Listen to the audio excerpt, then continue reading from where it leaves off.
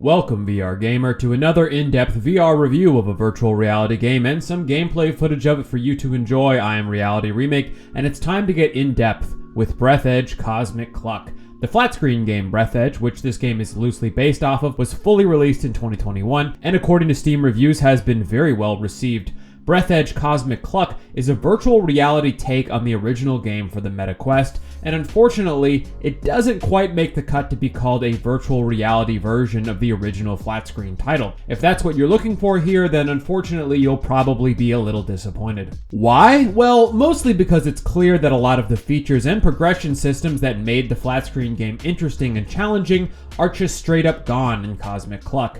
There's technically crafting, but instead of the Subnautica-style progression present in the flat-screen game where you improve your tools and spacesuit so that you can go further into the expanses of a massive space junkyard, in the VR version, you're really just crafting items that are needed to progress the main story. Outside of building your original multi-tool gun in the first 20 minutes or so, that's about as far as creating things that give you more capabilities goes. From there on out, you're just gathering what you need to craft the next item that progresses the story, and so there's really no need to explore or think about what you would like to gather or build next for yourself. The game tells you exactly where to go and what to do the entire way through. You start the game, check for what mission you're doing, and then you just do it. Usually this means gathering crafting materials, maybe solving a light puzzle, or just traveling to the next mission marker. Then every now and then you craft an item with one of these crafting machines and put the crafted item somewhere to continue the game to the next thing that you need to craft. Therefore, you never get the feeling of incrementally improving yourself so that you can go further and further into space.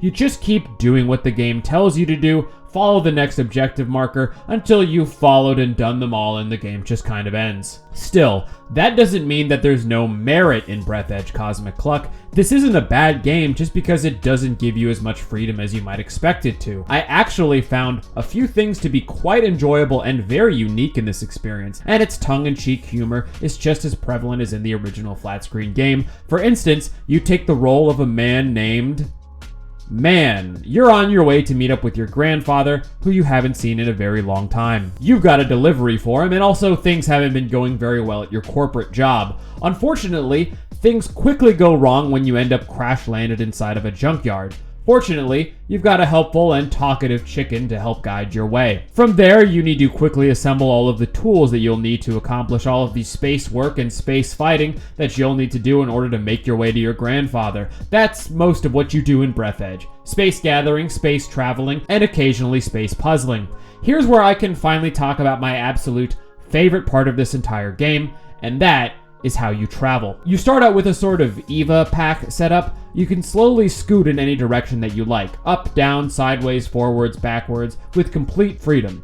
But you quickly find that when you're outside, you'll run out of oxygen before you can really get anywhere because it's so slow. That's what makes this game more interesting and challenging than it would be otherwise. The simple fact that wherever you go, you have a very limited amount of time before you will run out of oxygen, and you'll need to enter an oxygenated area or find an oxy candle to refill your suit before that happens. This adds a constant low level of tension to any of the tasks that you do in Breathedge Cosmic Cluck, making things that otherwise would be entirely without risk or tension always inherently dangerous. That's why you'll need a way to get around quickly, because areas where oxy candles can be found can be very far apart. That's where the grabber comes in. With it, you can pull items towards you from far away, and more impressively, pull yourself towards faraway objects. I have to say, this is now one of my absolute favorite ways to travel inside of a virtual reality game. If there's one huge positive that you should take away from this review, it's that pulling yourself at high speeds around these ridiculous sci-fi environments is an absolute blast, which is only occasionally cut short when you try to pull yourself towards an object that is a little bit too far away and you have to scramble to find something else that is close enough for your beam to latch onto. Unlike most methods of movement in virtual reality titles, this one isn't immersion breaking and makes sense in the game's universe. The world of Breathedge Cosmic Cluck is definitely one in which a handheld beam could pull you towards distant large objects, or pull small objects towards you. It's wacky sci-fi technology in a wacky sci-fi world. And since you're using an in-game item that requires some skill to use efficiently and correctly to slingshot yourself around the environment, it's not only a very engaging way to travel quickly, but also one that is in harmony with the world around you. It's wacky sci-fi technology in a wacky sci-fi world. You're using an in-game item that requires some skill to use efficiently and correctly to slingshot yourself around the environment. It's not only a very engaging way to travel quickly, but also one that is in harmony with the world around you. This isn't using a joystick to slide around the world magically, it's using a piece of the world itself to fling yourself around it. The grabber is fitting for this game and also very entertaining to use, not to mention a fantastic use of VR hand controls to incorporate movement. You can also use the tool for combat, which is less impressive but also very unique. Instead of just shooting laser bolts or something boring, you actually have to grab items with your tractor beam and shoot them at enemies in order to deal damage. This is also a pretty creative approach that leans into the inherent wackiness of the world of Breathedge. The only downside to combat in this virtual reality game is that the designers didn't take it much further than this. While shooting junk items with your handheld multi-tool gun thing is a fun concept, the enemies you face just orbit around you and shoot at you from close range. There's not much tactical consideration to take during each combat encounter, and really it ends up being a somewhat repetitive game of just grabbing and flinging items as accurately and as quickly as you can. The combat, like a lot of this game, is creative, fun, and innovative on the surface, but quickly reveals itself to lack sufficient depth or variance to stay interesting for long. There are some missile turrets later on in the game that switch things up a little bit, but they don't stay interesting for long either because they just evolve into you standing still and grabbing and flinging missiles back at it. The turrets are even less engaging than the robots. At least the robots encourage you to move to try to dodge their attacks a little bit. Now there is one combat encounter in this game that is actually extremely superb, and while I don't want to spoil the game's ending by telling you what it is, I will say that a boss fight does exist and it is very fun.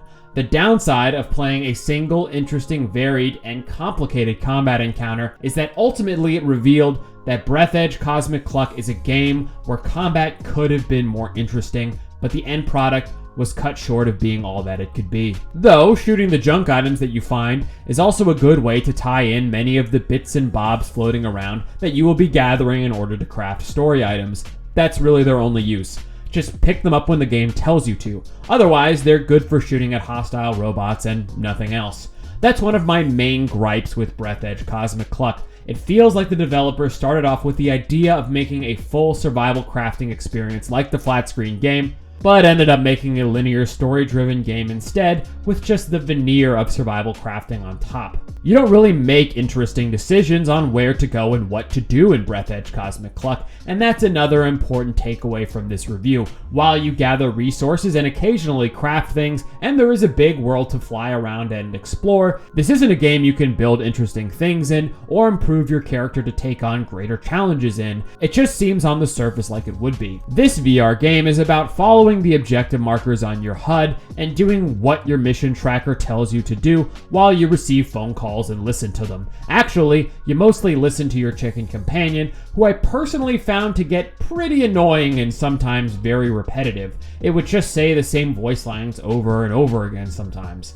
That's part of the tongue-in-cheek humor of the game, though, and also leans into the rugged individualist versus greedy corporation story that is also a big part of the game. Humor in general is really subjective, and so that part of this game also may or may not be for you. If you don't like the sort of tongue-in-cheek humor of Breathedge and the ridiculous setting that it all takes place in, then you will probably not enjoy the game because that's a really big part of it. But if you like that sort of humor, you'll find a lot of laughs. I laughed out loud a few times while playing this game, and only found the chicken to be overly annoying occasionally. There's some puns, and overall the world and its characters are ridiculous, but in a pretty fun way. It's a shame that there's not more of them. Really, it's a shame that there isn't more of this game in general. Though I'll end this review with my number one biggest issue with this game, and that's that it is just way too short. I completed the entire experience in about 2 hours, actually a little under. Even for a VR title, that is extremely, unacceptably short for the price of $24.99 on the MetaQuest store. During the entirety of these 2 hours, you also only make a single choice that actually affects the game. And so if you want to play it twice, you could get maybe 4 or 5 hours out of this experience to get both endings, though both endings are almost exactly the same. That being said, the gameplay itself was getting repetitive at that point because it lacks depth, and so I was already about ready to finish my time with this Breathedge VR game regardless. Still, I can't help but feel that there was so much lost potential here, and there are a few parts of the game that absolutely shine with creativity and will stick with me for a very long time.